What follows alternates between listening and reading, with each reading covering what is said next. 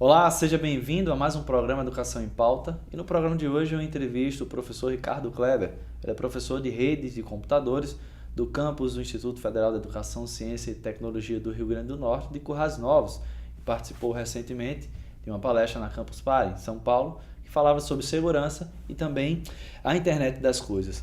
Professor, seja bem-vindo ao programa Educação em Pauta. Muito obrigado, eu que agradeço o convite. Parabenizar primeiro pela palestra, né? Porque além da participação em um evento como esse, que tem repercussão até internacional, e a repercussão também nas redes sociais, em vários sites, falando sobre o acompanhamento desse tema, né? É sempre importante a gente sair dos muros do IFRN e levar coisas que a gente conversa no dia a dia também e apresentar. Levar o nome do IFRN para eventos como esse também é muito satisfatório para a gente. E tem um tema que é muito específico, né? Ou seja, ele tem muito a ver com quem está do outro lado, né? Às vezes a gente, como palestras, até entrevistas, a gente vai falando sobre temas, teorias e abstraindo e não deixa o palatável, né? O que o público realmente pode se deparar e pode ser bem interessante para o seu uso. Tem esse tema, né? Segurança e internet das coisas, e para começar a discutir, eu queria que você pudesse dizer que internet das coisas, internet nas coisas, como essas coisas se utilizam na internet, o que isso significa para quem está em casa possa também compreender o assunto. Muito bem, acho que é muito relevante a gente começar explicando a internet das coisas para falar de segurança. Minha área é segurança e a gente vê que quando começamos falando sobre a segurança, antes de apresentar o que vai ser seguro, quem trabalha com segurança é o cara chato da história, aquela pessoa que só vem para questões fatalistas. Vamos então primeiro entender a internet das coisas, aonde ela chegou e por que ela precisa de segurança. Até porque tem muita gente que só se preocupa com a segurança quando ela é exato, né? Quando tem um problema. Esse é o principal foco e sempre. Parece que não aprendemos a lição. Diariamente nós temos aí, na mídia especializada, mas chegando até o usuário final, orientações sobre segurança usando equipamentos computacionais. Mas quando surgem coisas novas, como a internet das coisas, vamos começar a apresentar para quem não conhece o assunto agora, junto traz uma série de problemas que já tinham sido resolvidos ou se sabe como resolver. E eu acho que é sobre isso que a palestra falou e que eu gostaria de partilhar um pouquinho aqui agora. A internet das coisas, como o próprio nome já diz, a ideia é levar até as coisas, ou seja, qualquer coisa, o acesso à rede.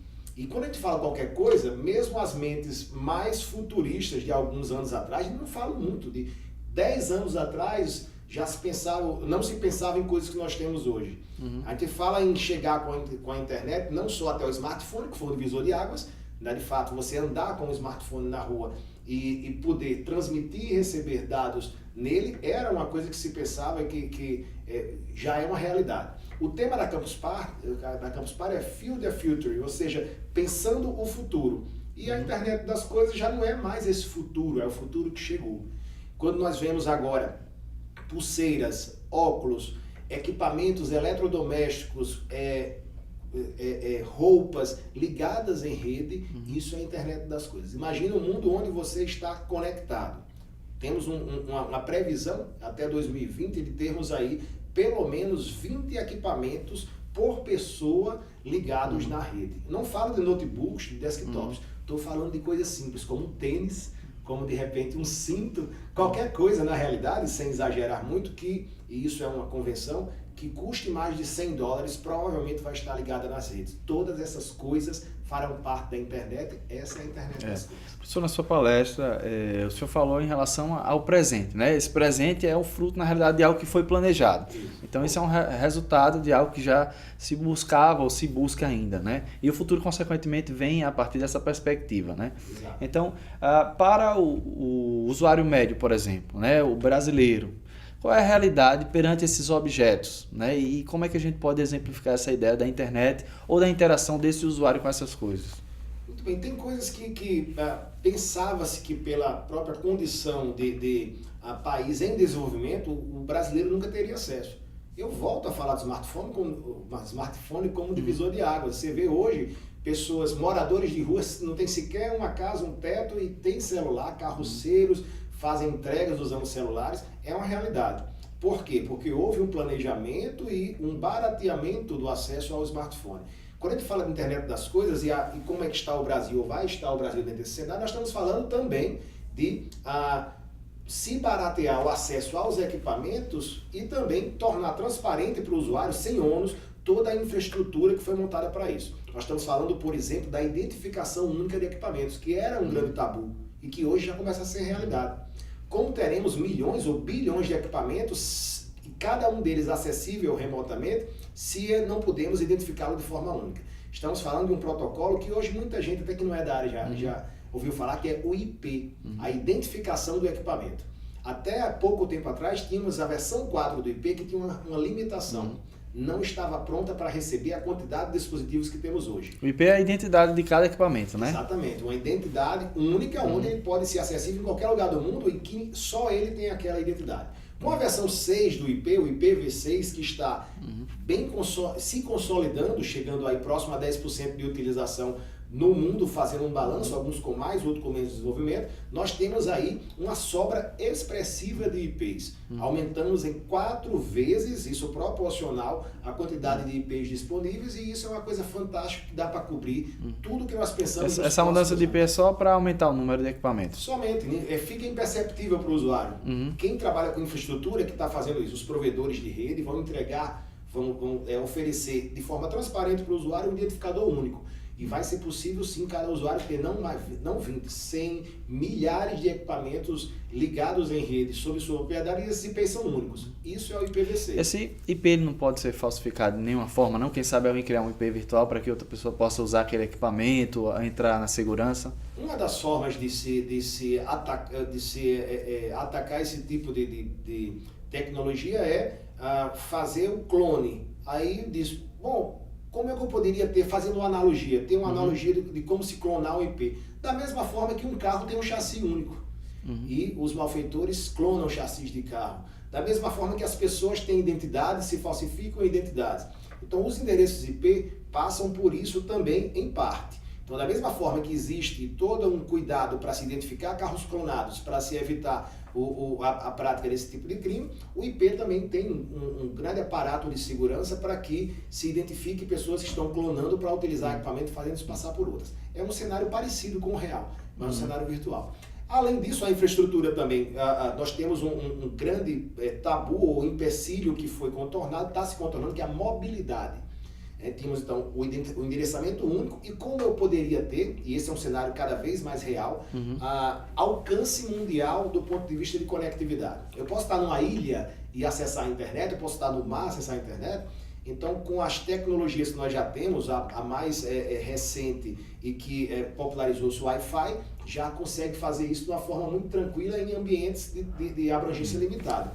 Isso junto com a rede cabeada e com o WiMAX, que é um Wi-Fi ou uma tecnologia de rede móvel que abrange quilômetros de distância, nós temos, com pequenas outras tecnologias como Bluetooth, infravermelho, trabalhando em conjunto, um cenário que dá esse suporte de mobilidade para os equipamentos.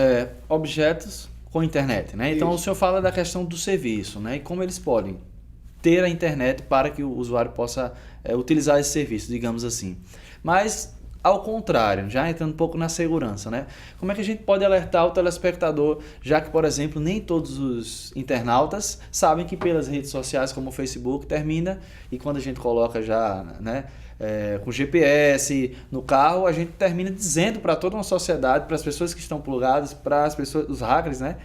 Aonde a gente está, o que a gente consome, o que a gente faz, deixa eles entrarem na nossa própria vida. E como é que a gente tem que se deparar, né, em um mundo desse e ainda estar seguro?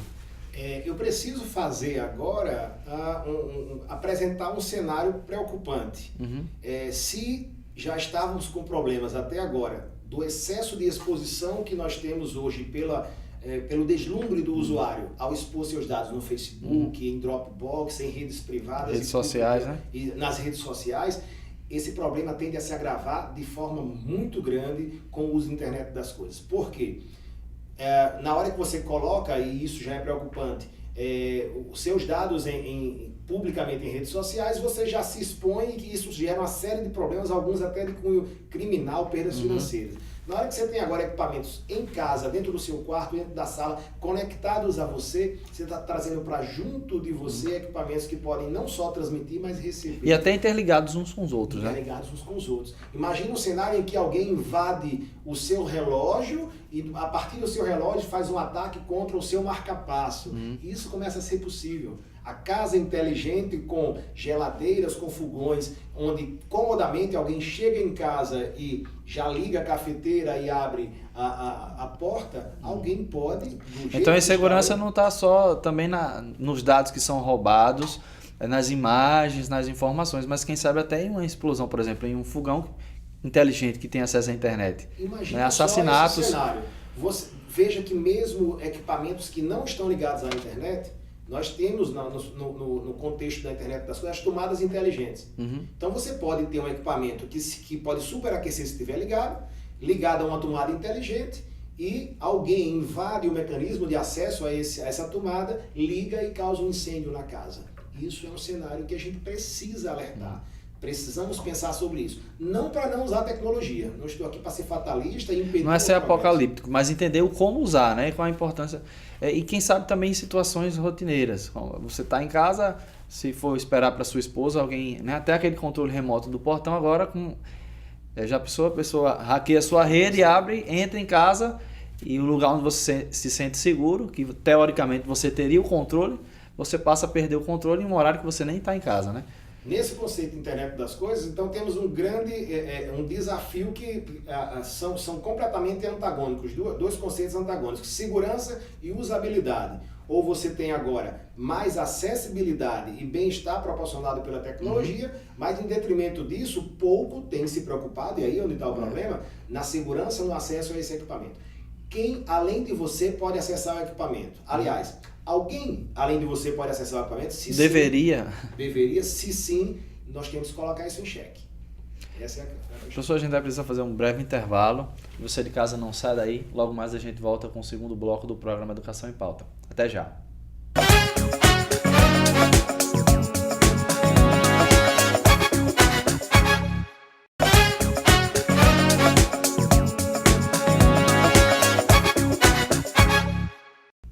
Voltamos com o segundo bloco do programa Educação em Pauta e a gente continua a conversar com o professor Ricardo Cleves sobre a segurança e a internet das coisas. Um tema interessante que você deve ter cuidado, né? Já que você tem, como eu, internet em vários lugares. Ainda não são tantos quanto esse cenário que a gente já falou, né, professor? Sim. Quando a gente fala da produção desses equipamentos que terão internet, hoje não é a realidade muitos deles, né? O smartphone talvez seja o que já é democratizado, né? Mas quem é o responsável? Se é que tem algum responsável por fiscalizar ou por algum tipo de qualidade ou qualificação ou segurança desse produto, tendo em vista que, penso eu, para baratear os serviços, já, né, a ideia é que possa ser vendido sem tanta segurança. É isso mesmo? É esse contexto, professor? Essa é a realidade e é preocupante, você colocou muito bem, que os fabricantes pensam em dar uma resposta rápida para o seu consumidor. E quando fala-se rápido, está se abrindo mão de alguns processos importantes. E quando a segurança é deixada de lado, não é pensado no processo inicial, isso é catastrófico, pode ser catastrófico. E esse cenário é cada vez mais real, que a solução é apresentada, ou é pensada, ela é implementada, ela é vendida, e depois da utilização se nota que a segurança não foi pensada e pode gerar, inclusive, riscos à vida. Nós estamos falando inicialmente em questões como recentemente foi apresentado uma babá eletrônica que foi hackeada e alguém tomou conta do acesso à babá eletrônica, gritou com a criança e ficou dizendo palavrões com o pai da criança dentro de casa. Passamos daí por um cenário ainda mais preocupante das Smart TVs, que hoje fazem parte aí das salas e dos quartos de muitos usuários, inclusive no Brasil. E as Smart TVs, alguns modelos possibilitam o acesso remoto e, pasmem, um atacante escutar o que está se conversando no ambiente da sua casa ou até tirar fotos ou filmar você na sua comodidade da sua casa. E é muito mais grave os carros automatizados ou os veículos que têm equipamentos monitorados remotamente. Começamos por um cenário menos catastrófico, que era o acesso a travas, aos vidros, e começou então ao limpador de para-brisa, que já poderia ser grave. Imagina um limpador de para-brisa atualizando o software numa curva chovendo. E agora nós temos já carros que podem ter o bloqueio do freio remotamente. Isso é grave e alguém tem que legislar. Então, respondendo a sua pergunta, um dos motivos da palestra da Campus Party e que muita gente tem trazido à tona e provocado não temos dos órgãos reguladores hoje uma postura eficaz no Brasil, por exemplo. Temos o Comitê Gestor da Internet, que foi um dos idealizadores do Marco Civil da Internet, que está se preocupando e precisa se preocupar. Foi a convite deles que eu fui a São Paulo.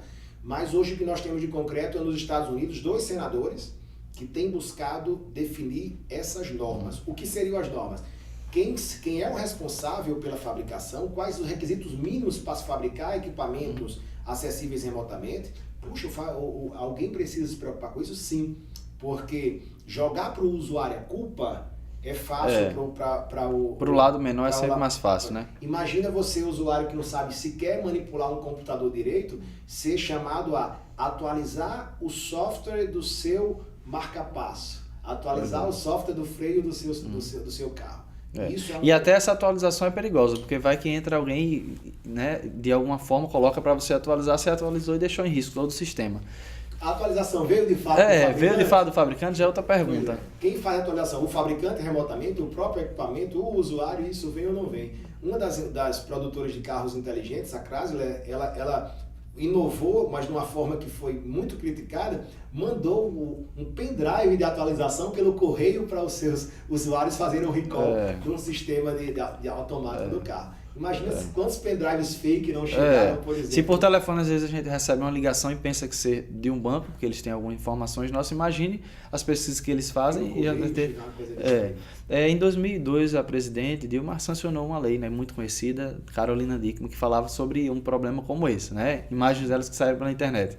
E aí quando a gente coloca essa internet das coisas no computador, que eu acho que se aplica muito bem a esse contexto, o que o usuário para quem pode recorrer, né? Eu sei que o senhor não trabalha na área jurídica, né? Mas trabalha na área da informação, também já participou de um fórum, né? Recentemente. Fala um pouco sobre essa sua experiência e o que ele pode fazer com essa internet das coisas e com essa ligação que as outras pessoas podem ter a partir dessa perspectiva. Legislar, no Brasil principalmente, para a tecnologia é um desafio hercúleo, porque a coisa é muito rápida, a criação e a validação de uma lei é um processo demorado, existem interesses políticos e existem interesses técnicos de fazer valer uma lei ou não, que pode resultar em perdas financeiras, mas o que nós temos no Brasil são alguns comitês idôneos. O Comitê de Gestor da Internet, o CGI, é um desses comitês que deu origem à lei, ao Marco Civil e também às bases da lei Carolina Dickmann. Não foi bem uma lei, foram incrementos ao nosso Código Penal. E entre eles, o mais importante foi criminalizar o acesso a dispositivos de informática protegidos por senha, que até então se usava jurisprudência de outras leis. O que podemos esperar?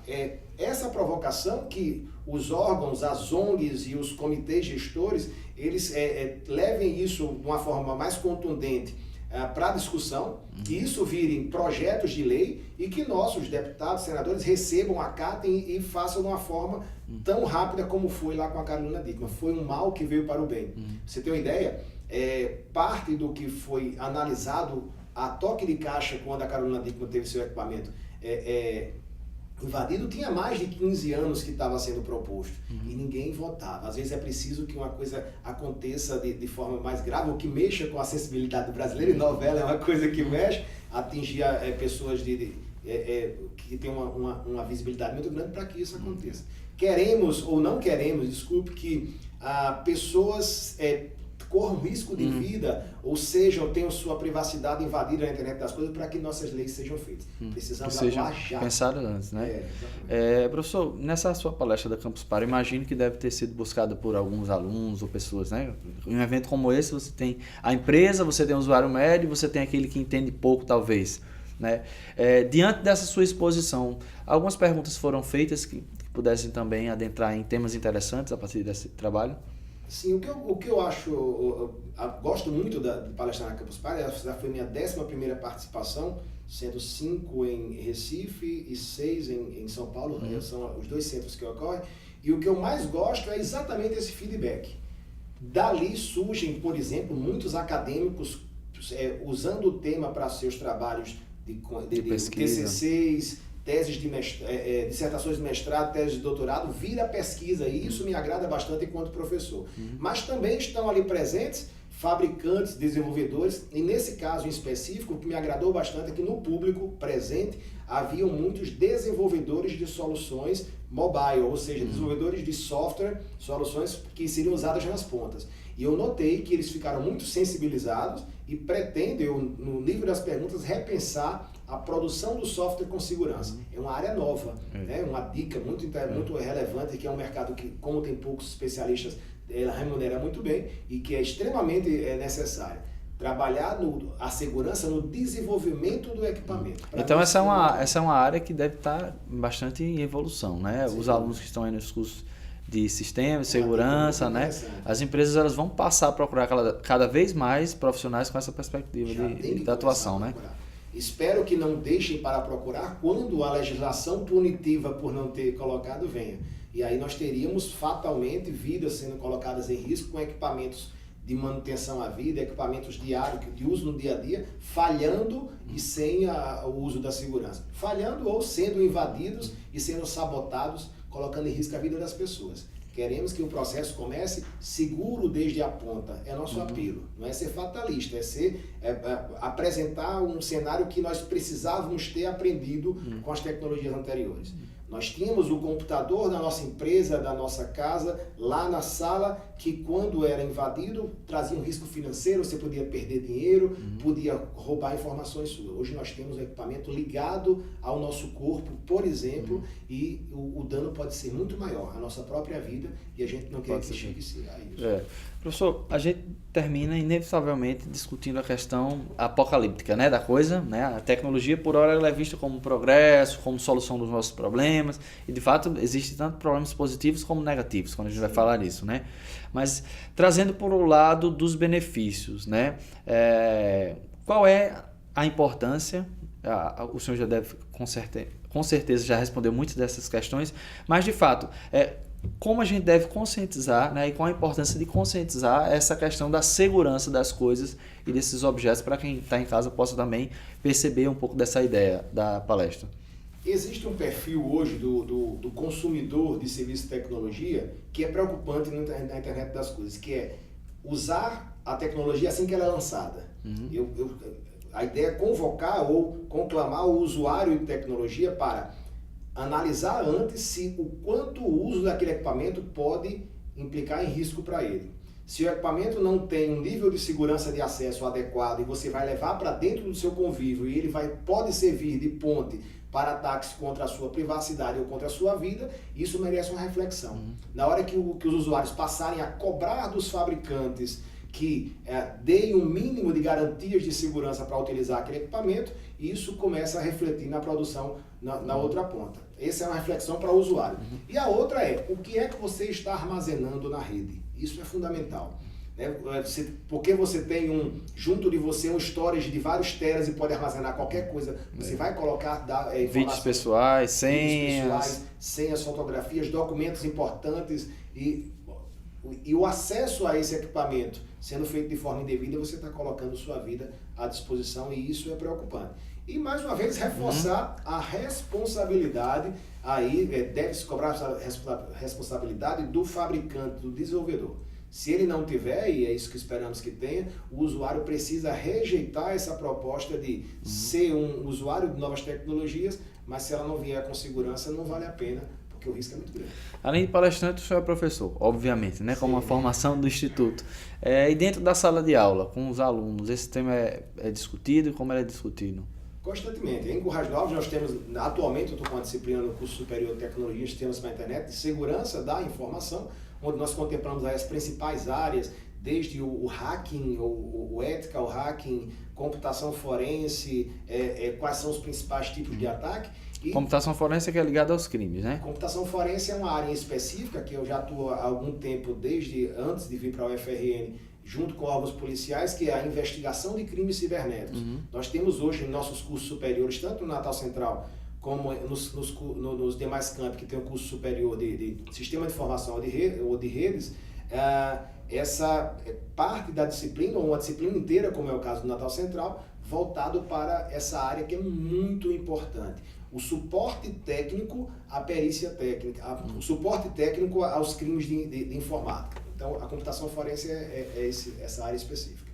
E a gente está quase terminando o programa, mas algumas perguntas podem ser feitas também a partir do mesmo tema. O senhor vai participar da próxima Campus Party? Já foi convidado? Como é que foi esse convite? E o tema? Vai ser o mesmo ou vai ter alguma atualização? Muito provavelmente, a Campus Party a próxima é em Recife, deve ser em julho. Muito provavelmente nós vamos falar sobre redes mesh, redes em malha, que naturalmente contemplando a parte de segurança. A ideia é apresentar a rede em malha, que é um suporte, um complemento a essa mobilidade que nós falávamos, Wi-Fi, WiMAX. Às vezes em malha vão contemplar cenários que são de difícil acesso, e o compartilhamento de nós por pessoas, quando eu falo de nós, é o compartilhamento de usuários trocando acesso à internet entre si, e como é que se deve tratar esse compartilhamento. Imagina uma rede em que, um cenário em que eu uso o seu acesso à internet para navegar e momentaneamente você usa o meu. O quanto eu posso confiar em você e você em mim. Provavelmente esse vai ser o tema da nossa próxima palestra em julho. Estamos preparando aí com muito carinho. Antes disso esperar o feedback dessa conversa na internet das coisas, que é uma realidade. Estamos à disposição para tentar colaborar, principalmente com quem decide, né? Já que o usuário final não pode apertar, ele só quer apertar o botão e fazer funcionar. Ok, professor, a gente termina o programa agora, mas agradece aí pela sua contribuição e pelo serviço, né, que está passando essas informações para quem está em casa também possa ficar alerta. Eu que agradeço e estamos à disposição. Lá em Coar Novos, aqui, se alguém tiver algum interesse, procura. O meu e-mail também está disponível no site do IFRN e estamos à disposição para colaborar quando for solicitado. Muito obrigado. E você de casa, muito obrigado pela sua audiência mais uma vez. A gente termina aqui o programa Educação em Pauta e se vê na próxima semana com mais a edição do nosso programa. Até lá, tchau, tchau.